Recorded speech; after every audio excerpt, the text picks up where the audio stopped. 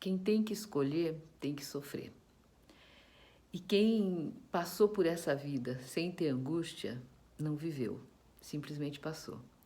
Eu lembrei daquela música do Vinícius, né, que fala: quem já passou por essa vida e não viveu, ou não sofreu, pode ser mais, mas sabe menos do que eu.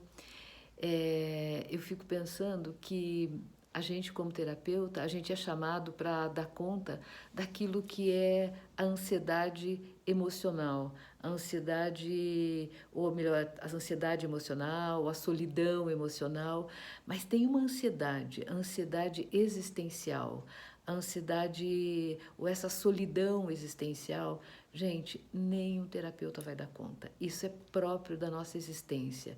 Kierkegaard, o existencialista que levantou essa fala da nossa angústia existencial. Teilhard de Chardin é eu tenho a impressão que ele era um antropólogo. Ele fez uma leitura da teoria darwiniana, e ele lembra uma coisa super interessante. Ele fala que nós, humanos, diferente dos animais, nós não temos uma especialização, né? O guepardo, por exemplo, se especializa em correr. Cada animal tende a uma determinada especialização. O homem não. O homem ele é um devir. Ele pode ser qualquer coisa. E ele, nessa coisa do ser qualquer coisa, ele pode ser também, ou ele pode querer ser o que ele não tem condições de ser. Né? Nós somos seres, e o Kierkegaard vai falar muito sobre isso, nós somos seres que estamos inseridos dentro do nosso tempo. Nós temos uma história, nós temos uma família, nós temos um espaço, e muitas vezes a gente vai se angustiar pelas impossibilidades, né? A gente vai imaginar aquilo que a gente vai sofrer por aquilo que a gente imagina que a gente poderia ser. E é interessante que, nesse sentido, a psicologia pode ajudar a pessoa que vive isso que se chama a crise existencial. E uma das coisas que eu sempre convido o paciente para fazer é abrir mão um pouco do que eu deveria, porque tem tantos deverias. Eu deveria, por exemplo, ser alguém muito influente na academia, tá? Mas daí a minha história não me permitiu isso, né? Naquele momento onde eu deveria ter ingressado, coisas aconteceram que não me permitiram, naquele momento, fazer opções que me levaram até aí.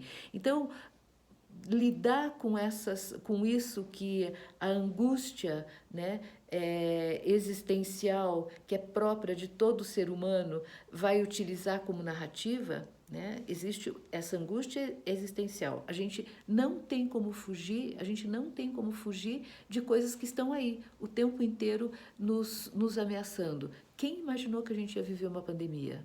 Né? Aliás, se a gente pensa em todos os riscos que a gente corre todo dia, a gente vai ver que viver é quase, não dá para dizer que é arte, mas viver meu Deus, é uma possibilidade absurdamente incrível, porque você tem possibilidade de morrer quando você nasce, você tem possibilidade de doenças, você tem possibilidade de uma formação, você tem possibilidade de tudo o que existem muitas impossibilidades de você não ser, né? E a gente convive, o nosso organismo convive o tempo inteiro com isso. Então, muitas vezes, né, isso que é próprio da nossa existência, que tem a ver com a morte está aí, né? Tem um terapeuta, o Irving Yalom, que ele fala, né, ele denuncia a gente como terapeuta no sentido de não checar esse medo da morte que está presente em todos nós, e a gente vai relativizando isso, engolindo as histórias que nos vão sendo contadas, como essas, por exemplo. Eu poderia ter sido aquilo, poderia ter sido aquilo, poderia ter sido aquilo. Então, isso que de alguma forma denuncia a nossa angústia existencial, na medida que a gente expõe narrativas, pode ser trabalhado a partir de intervenções como essa, né, que eu costumo muito usar dentro do consultório.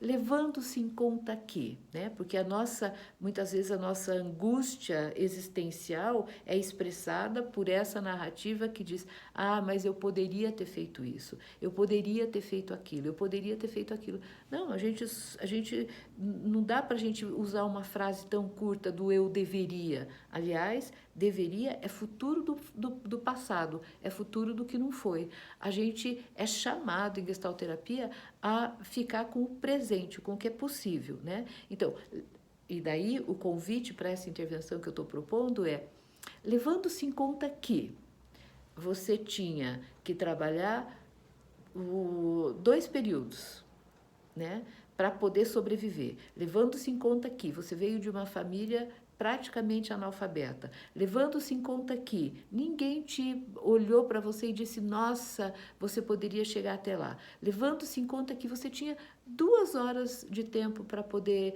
descansar. O que foi possível fazer naquele momento? Isso é um jeito da gente poder agradecer a trajetória que a gente fez, sem viver numa cobrança absurda e achando que a vida não é, e achando que a vida não é difícil, né? A gente tende a pensar que a vida não é difícil, e a vida é difícil. Viver não é fácil. Nem sempre a lógica e a justiça são as melhores ferramentas para a gente entender a nossa existência. O Fritz Perls dizia: a vida não é violino e rosas. Tá bom, gente?